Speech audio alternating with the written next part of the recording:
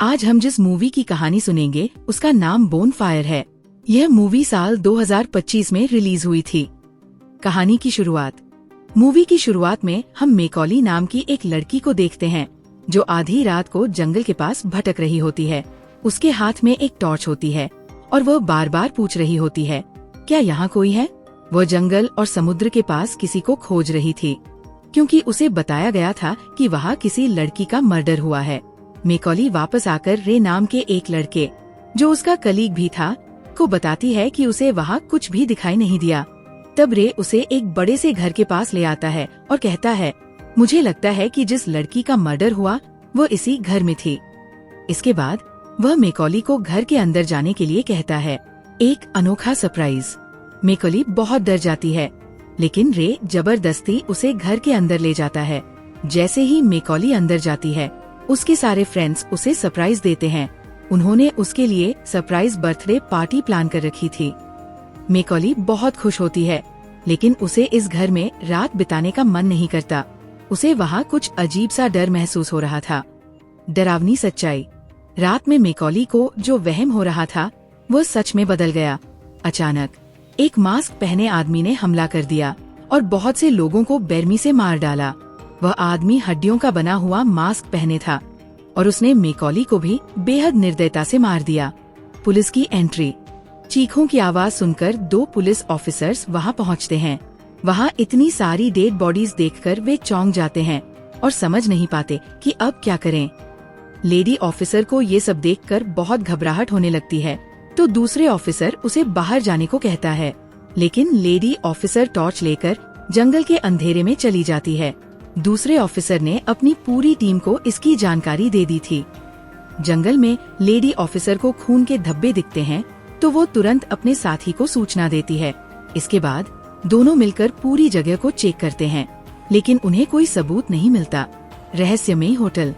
फिर उन्हें पास ही एक होटल दिखता है जिस पर लिखा था कि ये 24 घंटे खुला रहता है। ऑफिसर्स होटल में जाते हैं क्योंकि शायद वहाँ से कोई जानकारी मिल जाए। होटल में कई लोग बैठे होते हैं, जिनमें 2 बाइकर भी शामिल होते हैं। ऑफिसर एक एक से पूछताछ करने लगते हैं कि वे कितनी देर से इस होटल में हैं। उनमें से एक आदमी का संबंध कंस्ट्रक्शन कंपनी से था। बाइकर खाना खाते हुए हंस रहे थे।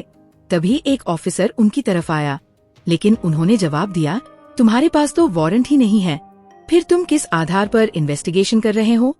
कातिल का सबूत।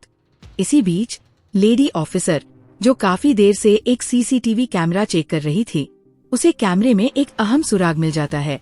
दूसरा ऑफिसर होटल के बाहर जाता है और उसे कूड़ेदान पर खून के निशान दिखते हैं। वह एक बैग उठाकर होटल के अंदर लाता है और जब वो बैग खोलता है तो सब हैरान रह जाते हैं। बैग में खून से सने जूते, दस्ताने, कुल्हाड़ी और हड्डियों से बना हुआ मास्क था। ऑफिसर सभी से पूछता है, ये मास्क तुम में से किसका है? कुख्यात कातिल। होटल में बैठे अधिकतर लोग बोन फेस नाम के इस कातिल के बारे में जानते थे। कोई कह रहा था कि उसने 30 मर्डर किए हैं, तो कोई बोला 32।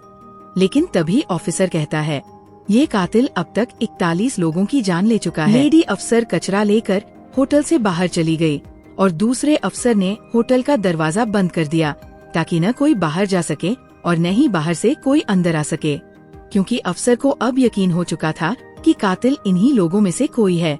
अफसर ने कहा, अब हम तुम सबकी गाड़ियाँ और वो बिल्डिंग चेक करेंगे जिसमें लोग काम कर रहे थे। लेडी अफसर ने पहले बाहर खड़ी सभी गाड़ियों की जांच की, फिर दोनों अफसरों ने वहां मौजूद सभी लोगों की तलाशी ली। लेकिन जो बाइकर्स थे वे दोनों ही बहुत अजीब और जिद्दी इंसान थे। उन्होंने मुश्किल से ही अफसर को चेकिंग करने दी। सभी लोगों को तब तक होटल में ही रहना था जब तक कातिल नहीं मिल जाता, इसलिए सबने अपनी अपनी व्यस्तता ढूंढ ली थी। उन लोगों में एक लड़का भी था जो बोन फेस के कारनामों के बारे में बहुत कुछ जानता था और बाकी लोगों को उसके बारे में बता कर डरा रहा था। अफसरों ने वो जूता सभी को पहनाकर चेक किया जो कचरे के बैग से निकला था। अगर वह जूता किसी को ठीक से आ जाता तो संभावना थी कि वही कातिल हो सकता था। अफसर ने एक एक कर सभी को वो जूता पहनने को कहा, लेकिन बाइकर्स ने जूता पहनने से इनकार कर दिया। काफी मशक्कत के बाद अफसर ने उनके जूतों का साइज चेक किया। किसी का साइज बड़ा था तो किसी का छोटा। वही एक लड़का जो काफी देर से बोन फेस के बारे में बातें कर रहा था, उसे कातिल के बारे में पता चल चुका था। उसने पास रखी एक किताब पर कातिल का नाम लिखकर अफसर को दिखाया। अफसर उसे लेकर बाहर चला गया और बाकी सभी से कहा कि वे ताज़ी हवा लेने जा रहे हैं। कुछ लोगों को लगा कि वह उस लड़के को आजाद कर रहे हैं, लेकिन लेडी अफसर ने उन्हें यकीन दिलाया कि ऐसा कुछ नहीं है। तभी अचानक दरवाजा खुला और अफसर उस लड़के को लेकर अंदर आ रहे थे। उस लड़के के मुंह से झाग निकल रही थी, जिसका मतलब साफ था कि उसके खाने में जहर मिला दिया गया था। कुछ ही देर में वह लड़का मर गया। अफसरों ने उसकी प्लेट में पड़ा खाना चखा। गुस्से से अफसर ने सबको बताया, ये लड़का मुझे कातिल के बारे में बताने वाला था, इसलिए मैं इसे बाहर लेकर गया था, लेकिन तुम में से किसी ने इसके खाने में जहर मिलाकर इसे मार डाला है। अफसर को कुछ समझ नहीं आ रहा था, इसलिए वो सिर पकड़कर बैठ गया। सबसे पहले उन्होंने मर चुके लड़के की लाश को ठिकाने लगाया। सभी लोग एक दूसरे को शक की निगाह से देख रहे थे। अधिकारी ने सभी से कहा, अब मैं तुम लोगों से जो भी पूछूंगा उसका सच्चा जवाब देना होगा। वहाँ मौजूद लोगों में मिक नाम का एक आदमी भी था, जो पहले आर्मी में रह चुका था। उसने अपनी नौकरी के दौरान कई लोगों को मारा था, इसलिए उसके लिए हत्या करना कोई मुश्किल काम नहीं था। इसके बाद अधिकारी ने वहाँ बैठी एक फोटोग्राफर लड़की से पूछताछ की, क्योंकि उसी के कैमरे में हत्यारे की तस्वीर कैद हुई थी। लड़की ने कहा कि वह तस्वीर गलती से ली गई थी। अब बारी थी वहाँ बैठी एक बूढ़ी औरत की, जिसके बारे में कहा जाता था कि उसने अपने 2 पतियों की हत्या की थी।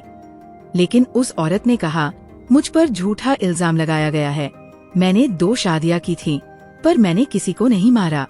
इसके बाद वहाँ बैठे एक पिता और बेटी से पूछताछ होने लगी।